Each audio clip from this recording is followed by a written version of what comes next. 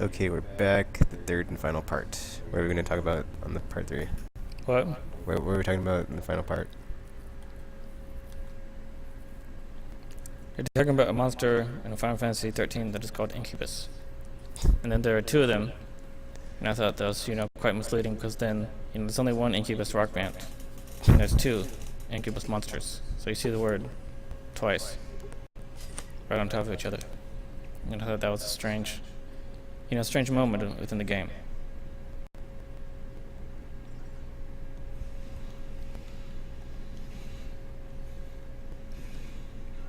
Alright. So what would you say would be like the most drastic changes from 12 to 13, having been playing it? Oh, I don't know. I don't want to say it because I haven't really honestly played either game enough to draw a conclusion. I don't know about that. You played through 12 like 3 times. Right, but I haven't done all those hunt things though. I mean, still, but like you still should have like a grasp of like the basic gameplay systems. No, I don't. No, I can't. I don't think I can because Final Fantasy 12 is really like 2 games within one game. Okay, if you say so. What? I said if you say so. You don't agree? Well, I haven't played it enough, so I can't say anything for 12. But I was just like wondering, like, since you played it so much, like what you'd say about it, comparing it to 13. What I'll say, it's a fascinating game, and it's like 2 games within one. Because you got the one line where there's like the political thing with like the Vane Soldor guy, and he's trying to like retake the city and make that woman like the queen of Damascus and stuff. But then there's all these hunts going on, and then that ends up, I guess you could call it a side quest. But there's all this stuff going on in the game that way, and there's all this stuff you got to do like that. So do all of the side quest hunts tie into the main story, or just some of them? They're like, what do you mean? Like all this, like all the ones that tie into the storyline somehow. The hunt thing? Or is it like its own side thing, like you just said? Is it just like its own like separate story? I guess that doesn't tie in very much at all to the main storyline. I guess that's open to interpretation, but I would say that it's like 2 games within one. There's there's like these whole other dungeons that you wouldn't go to, you only hear about them through like the clan primer hunt things. The storyline doesn't talk about them, and then and you only go there because you're looking for one of those hunt kind of things.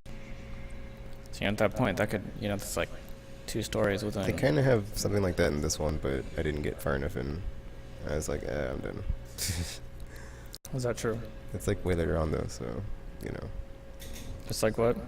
It's way later on, because like in 13, it's like basically for the first like half, you're very guided and it's very like linear and focused. And then like once you get to like the halfway point, it's like you can finally like branch out and like do other stuff.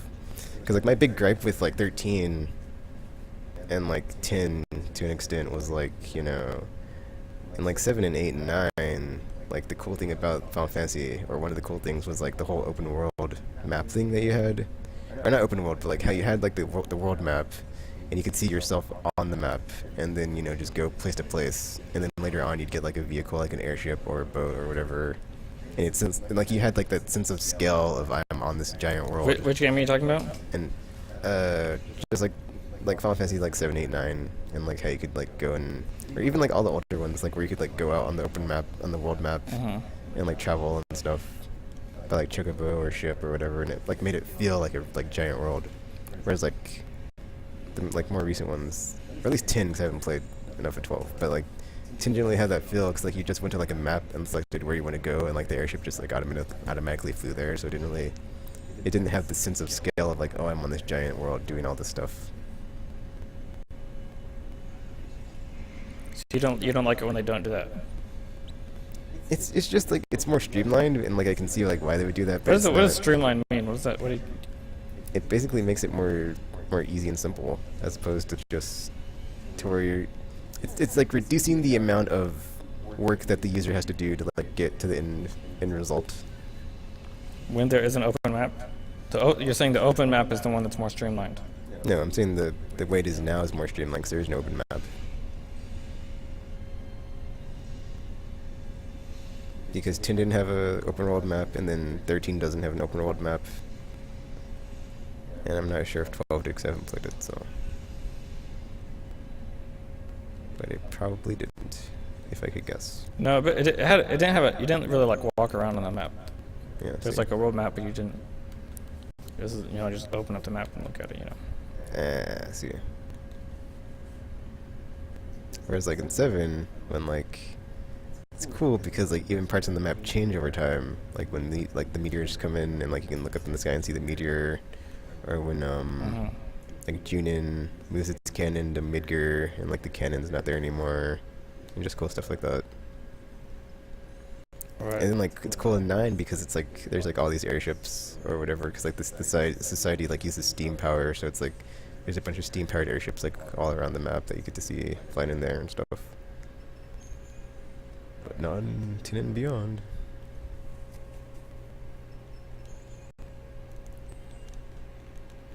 They just let you go on that one, didn't they?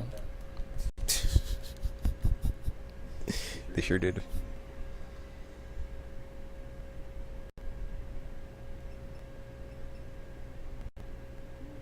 Okay, so what's the next topic of discussion? I don't know, man.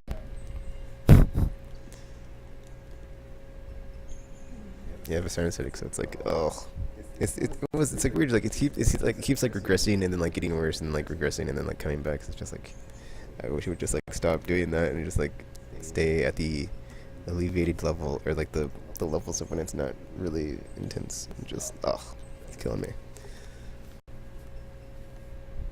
I guess it's not like literally killing me if like I'm dying, but it's just the pain is very annoying. And, like my nervous system is really wishing it wasn't doing that right now. Oh, the pain. Shut up. Okay, so a question I would have for you is like, You don't have like a joke you can tell, Chris? I don't tell jokes. I'm not a comedian. Oh, okay, sorry. I'm a very serious person with sticks up his butt. But like, so for someone that like plays like all the Final Fantasies, are there any like modern games out that like have that you'd be like interested in like trying out or playing? I want to play EverQuest again, but that's probably doesn't count as a modern game. Outside of MMOs? I don't know. Okay. Because you haven't like seen or heard of any that are like, oh man, that looks like it would be fun to play. Mario Party is really fun. Oh, Mario Party. What? It's funny you say that because Mario Party is basically like Mario Kart, where it's like it is the same game, like since it's like first iteration, just like improved upon. So it's not really that different if you played it now, if you played it back then. But you could say that for like every Nintendo game, well except for like Zelda. So, you know, and maybe Metroid. Actually, yeah, Zelda and Metroid. Oh, I shot my God. keyboard off my thing.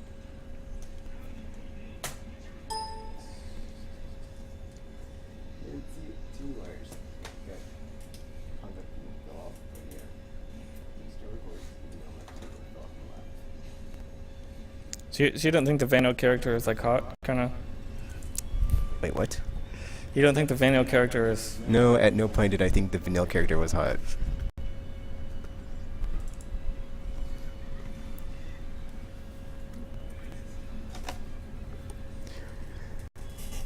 I think my mic was off for a bit there, but whatever. I dropped my keyboard and nothing important was said.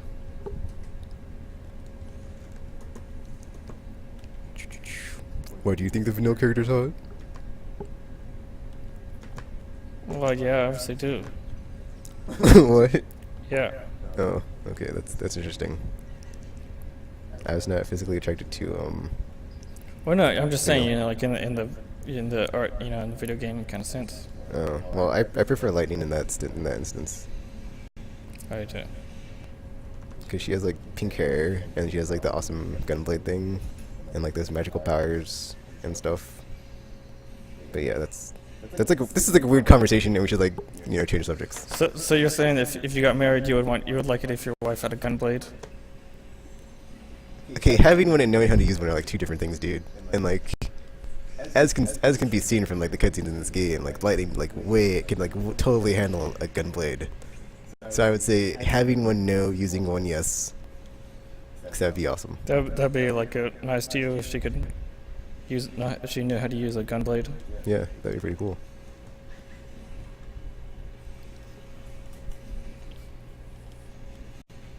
Do you know how to, do you think you know how to use one? No. Not just like if I picked one up, I would not know how to use it. I don't understand how it's supposed to work. I don't understand the idea behind it. It's supposed to be like a gun and a sword. Like Yeah, they had that same concept in Final Fantasy VIII. yeah. I mean, I didn't It get just what is wasn't it? as like crazy and over the top. What? It wasn't as crazy and over the top as it is in this one though, as far as like the design of the weapon. So so you have the sword. Where's the barrel of the gun? It's like in the handle. It seems to be like it's on the On the I'd have to look at it on up the- close, but it seems like it's connected to the hilt, and it just like goes like a vertical motion, like parallel to the sword. So it's like it shoots like wherever the sword's pointing. But I'd have to look at it. That's like another weird thing the Japanese people made up. Like everything we're talking about. Good thing we have them to make stuff up, right? You know. Yep. Good thing for that. Hey, if it wasn't for Japanese games, dude, like games would be so boring with like just lame Western stuff. Just oh. Who knows? So it's good that it's like an Eastern kind of thing. Well, yeah, because like I would say a lot of the okay, it's really weird, but like as far as like playing a game and like having it just like feel very good and like smooth and like just and like I said streamlined before, like I would say those are like trademarks of a Western game. But like play a game and have like the character design and like the art design and like just insane storyline and like all that stuff is like I'd say that would be like very Japanese. Because like Western, like as far as like aesthetics, they try to like be more realistic and like photorealistic, so they don't have like the like caricatures or just like the really insane designs going on like they do in Japan.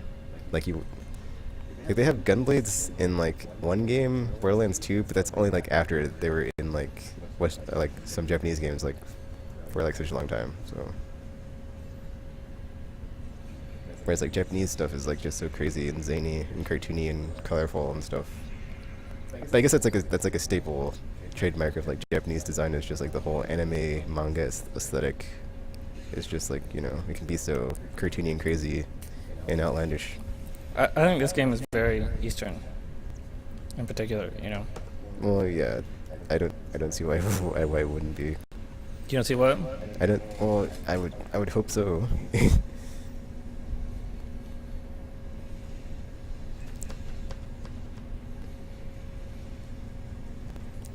Oh, I was about to. I don't think I have any Japanese game cases handy or like use a visual aid to be like, you know, you look at this game and it has all these crazy characters and all this color and the spiky hair dudes and robots and stuff, and you look at like a Western game, it's like a dude with a gun and like a military outfit, and that's like it. It's like, you know, where's the design? Or not where's the not where's the design, but like. I hate It just fighting doesn't these like things. pop out as much as like Japanese games pop out.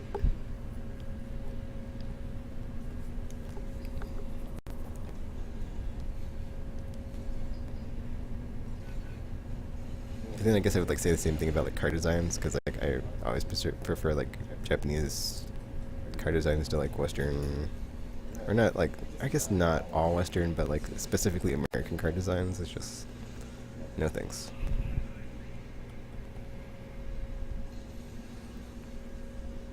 Uh-huh.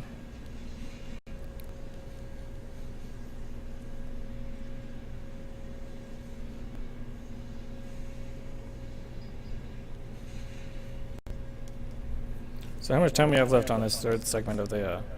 We're at almost 15 minutes, so you know. We're halfway. 10, We're halfway 10 or through. more movies. Wait, what? We're halfway through. Yeah, like 10 or so minutes. So are there more documentaries about video games that we haven't seen? What is this? What is this documentary that says Nerdcore for Life? What is that? That's a documentary about the nerdcore subgenre of hip hop where people rap about stuff like technology and video games. Oh, it's hip hop and- music. Yeah. And it follows. I'm not sure if that's the one that follows MC Friend a lot, as he like has his first nationwide tour, or if it's like. I think that's the one that covers a bunch of different artists. I don't know. I haven't seen it in a while because there's two different ones I have. There's that one, and then there's Actually, I think that might be it. That's the one. Like it follows this dude named MC Friend a lot, and he's like a nerdcore MC, and it talks about a bunch of. It just talks about like the subgenre and like all the different artists that do it and stuff, and like what influences them and stuff, and like, you know, how even though they don't like rap about bitches and hoes, it's still like a legit form of hip hop and like self-expression and all that stuff. Because they're nerdy people. Of course, always. That's So- like that's like what makes like some of the best documentaries in my opinion. It's like gotta have nerd in it. It should be about nerds. Yep, they're very interesting people. So it's almost like it's like us as rappers. Essentially.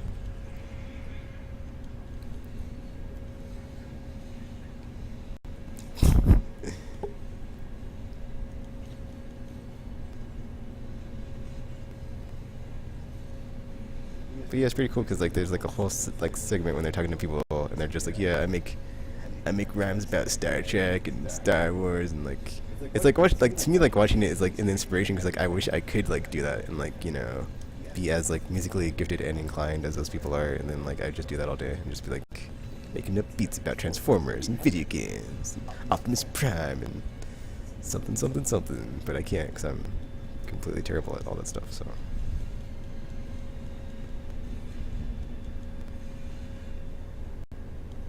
I guess I just haven't developed my skills. Maybe if after I develop my skills, I could like be good at it. So, well, you never know.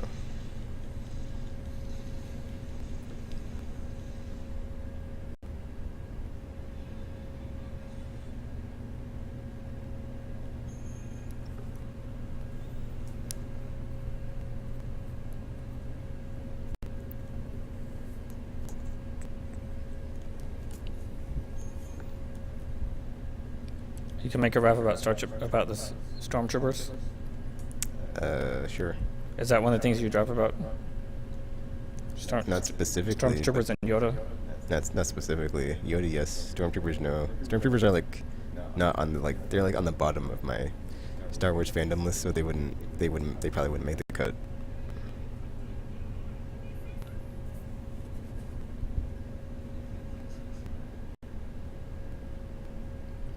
Interesting. So what else can you say about the different Jedis and you know, it's a different way that their powers work out or whatever. So am I not supposed to say the word powers? What? Whatever, dude. It's fine. Like you can say whatever you want, but as far as like light side and dark side, Oh, you're talking about the I Well, forget no, about it. Good Jedis and bad Jedis. yeah, there's good Jedis and bad Jedis, so there's also that, and like I don't know, different species of Jedis have like different what's that word called? Not attunement, but like affinity. Yeah, there we go. Like different Jedis have like different affinity for like different skills based on like whatever race they are. So you know. But I'm not like a Star Wars expert, so I'm not sure. I'm not like too versed in all the different species in the Star Wars universe. So You're saying the species of the Jedi? I mean the different races in the Star Wars galaxy. I'm sorry. But yeah, like there's all the different like races in the Star Wars galaxy, so like they all have different like affinities for different abilities and stuff. Or powers.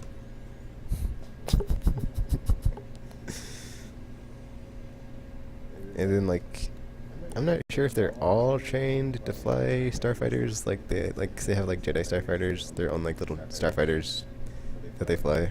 So I'm not sure if they're like all trained to like do that, but you know, there's that too. Starfighters. Obi-Wan like never liked flying. He's like flying's for droids. And they cannot do the thing where you You know, you like move your hand, and then you can like make the person like tell the truth.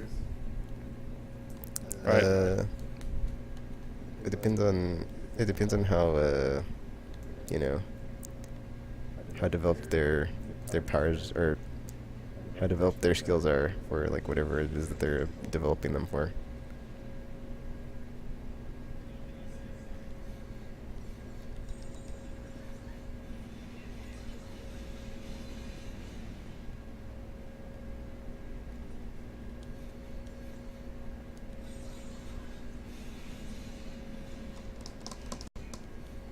Now we're at 20 minutes. 20 minutes.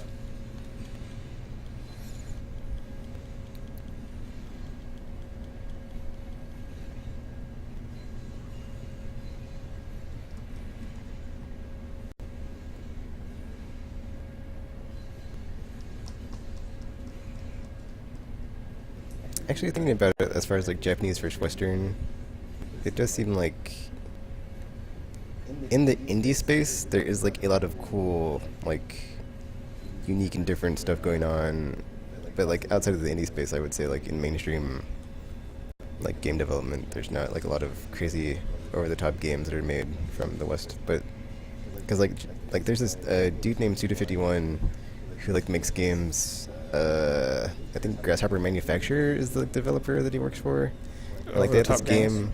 They had this game called Lollipop Chainsaw, and basically it was about this cheerleader that went around killing zombies and had like her boyfriend's decapitated head like hooked up or like strapped to her waist somehow, and like that's basically the premise of the main character. And then I guess she like goes through and kills a bunch of zombies in the storyline, but I don't know like what it's about because I haven't played it. So. Have you ever seen those Japanese movies that are like that, that are like gory movies? No, I stay away from the live action stuff. That's Japanese. Why is that? Just because it's not as I prefer to watch the anime, and like depending on like what it is, it's not as. It's either really graphic or it's just like I don't want to see it, because people say stuff about like Battle Royale and like it's really good, but I don't want to like see people getting. It's just like I don't know. I just have like this thing where like if I'm watching like a movie, I don't like to see like portrayals of violence on people. So it's like kind of like I'm not squeamish. It's just like it's something I don't like to see. It's like the horror. I'll have to like cover my eyes and be like, I don't want to watch this part. It's like someone's about to get like shot in the head or something. I'm just like let's be like, I don't want to watch this part. It's like it's just something about like I don't like the. I don't know. It's like the thing where it's like you don't like horror movies. That's one of the reasons I don't like horror movies. The other reason is like I don't like being scared. Like to you, it's like a horror movie. It's kind of, yeah, it is. It gives me, I think it just gives me anxiety. Same sensation as a horror movie. Same sensation as a horror movie does. Yeah. Well, to an extent, yeah.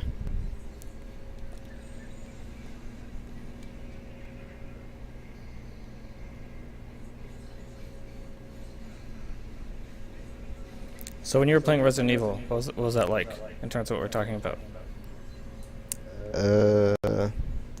Well, 4 is like so action oriented that it was like there were certain parts that like were more scary than others, but it had like a very good atmosphere as far as like making me feel scared because I didn't know like what was around every corner. So that was. But I'm not scared like every moment. I'm just scared like at the initial moment when you open a door and you don't like know what's behind it, and then once you can see what's behind it, you can like have a reaction to it. So. And then you're like cool for a bit until like the game like starts to scare you.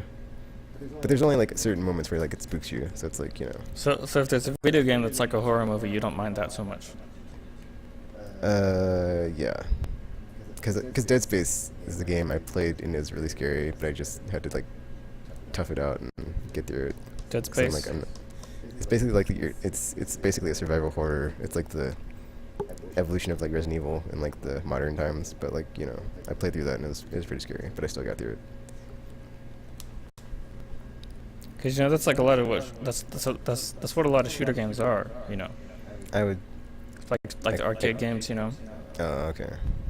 I don't know. Well, but those aren't as scary though, because it doesn't have the same effect. I guess you feel more empowered when you have a gun in your hand and you're shooting stuff than like when you have a controller in your hand. Oh yeah. You can just like have that like, you know, that like immediacy of I have a gun and I'll just like shoot whatever pops out on the screen. Right, like if you like shoot the movie, it wouldn't really make sense. Yeah, that'd be weird.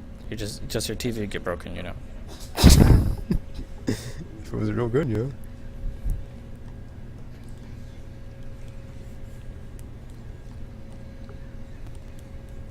Just break your TV. Wouldn't really break a high score. Wouldn't really be anything like that. You know. But then they have the video game. You know, you can get close to it, you know. And sometimes like the feel of the games is just like they're like way cheesy or just like way like not as they just don't like hit the same level that some movies do, like House of the Dead. Like the voice acting is just so bad that you can't really take it seriously. Mm-hmm. And I was playing like the light gun version of Resident Evil, and it was just really bad too. And I was just like, oh, this is terrible. Like the dialogue is just so horrendous. I can't even like get scared because it takes me out of the experience. It's The like, light gun version of Resident Evil? Yeah, they made like the first, I think it's the first 3 games into like a light gun. It was called Resident Evil. Oh, I'm blanking on the name. I think it was Umbrella Chronicles. That's it. Yeah. Because the first one was Umbrella Chronicles, and then the other one was called something else. I don't remember. I have it on my PS3. Let me check. It should be on this list right here. If I scroll down, because it has like, because the first one is like the first, or not the first game, but the first one is 0 and 1, and then the second game is 2, Code Veronica, and 3, I believe. I'm not sure if it has 3 actually, because 2 and 3 are like right after each other. So if it does have 3, it might be in that one, but I know it has Code Veronica in it for sure. The Umbrella Chronicles, and then Darkside Chronicles. Yeah, okay. And the Umbrella Chronicles is the first game, or first 2, where it's 0 and 1, and then yeah, I'm not sure if you know, but like they made a prequel to Resident Evil. The first one, it's called Resident Evil 0, and it takes place before they get to the mansion, because there's like another mansion before the first mansion, but whatever. So and then Darkside Chronicles is 2, 3, and 2, 3. Wait, no, I don't know if it has 3, but it has 2 in Code Veronica for sure. And then I think there's some stuff with like Chris Redfield before 4, so it's like a bit of prequel stuff for 4. I mean Leon Kennedy, not Chris Redfield, because he was in 4, not Chris. Leon was in 4. And Krauser. Wow, it's almost 1 in the morning. It's almost 4 in the morning? No, it's almost 1 in the morning. 1 in the morning, okay.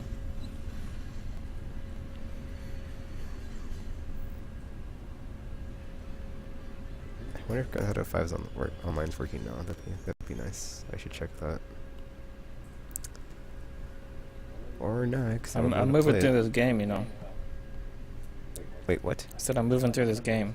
Oh, but it's Final Fantasy. It's gonna be a long. What? It's Final Fantasy though, so it's a lot of game. Yeah, but So, you know, I can do it. I'm not. That may be like one section, but there are very many sections in that game. No, but they can only make so many. They can only make so many. That is true. Okay, we're at like 28 minutes. Should we like wrap this up? Okay. We don't go for another half an hour or something. What? No, I'm just kidding. Okay, so well, we said at the end of the last episode. I don't remember if we had like this sign-off thing. We did. No, like, did we? I don't know. It's your show. I'm like a guest. So it's my show now, and this was your idea, so you know. You already do video logs, dude. You say so. Whatever. I'm in a boss fight now, so. All right. Gotta Well, pay attention. Ramses is in a boss fight. He has to pay attention and concentrate Concentrate on the boss fight. with the giant robot machine thing. That's The trying to kill him. dreadnought. And I guess I will sign off. So you know, until next video or whenever you see or hear from us again, this is it for this week's video games or politics and video games, and we're now signing off.